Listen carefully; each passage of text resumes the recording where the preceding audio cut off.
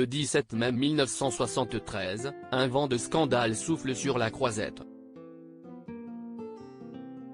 Le Festival de Cannes secoue la France de Georges Pompidou en projetant le nouveau film de Marco Ferreri, La Grande Bouffe. Une gifle à la face du cinéma à la papa déjà bien secoué par la maman et la putain de Jean Eustache avec ses relents 68 arts et le dessin animé très poétique de René Laloux, La planète sauvage, appelé à devenir culte.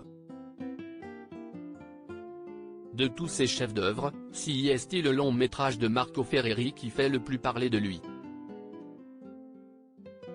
4 vieux copains, bourgeois quadragénaires, s'enferment dans une grande villa pour un suicide collectif par overdose de nourriture, assorti de partous apéritives et digestives, résume le critique Jean-Louis Bory dans les pages du Nouvel Observateur.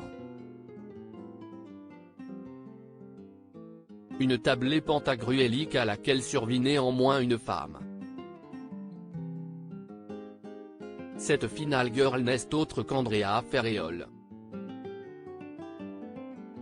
L'actrice aujourd'hui âgée de 76 était invitée la semaine dernière à remonter le fil de sa carrière sur le plateau des enfants de la télé. Si elle avait déjà confié par le passé ne plus supporter qu'on la renvoie sans cesse à la grande bouffe, Laurent Ruquier n'a pu esquiver le sujet. Car le film de Marco Ferreri fête cette année son 50e anniversaire. Avant même d'aborder le scandale cannois, Andrea Ferréol a craqué. « Excusez-moi, je suis émue. Je reste toute seule. Ils sont tous partis. Ils sont tous là-haut », a lancé la dernière compagne d'Omar Sharif. Émue aux larmes, la comédienne a énuméré ses disparus qu'elle chérissait plus que tout, Marcello Mastroianni, Philippe Noiret, Ugo Tognazzi et encore Michel Piccoli. « Je dois tout à Marco Ferreri. Si je suis là, si est grâce à lui », a-t-elle confié avant d'envoyer un baiser au ciel. Comment Andrea Ferréol a-t-elle décroché son rôle dans La Grande Bouffe? Lorsqu'elle décroche son rôle dans La Grande Bouffe, Andrea Ferréol n'a tourné que dans une poignée de films. Si est surtout au théâtre que l'arrière-arrière-petite-fille du poète Frédéric Mistral a fait ses armes.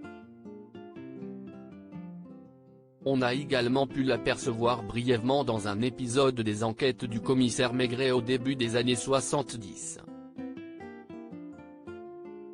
Comment donc tape-t-elle dans l'œil d'un cinéaste italien sulfureux?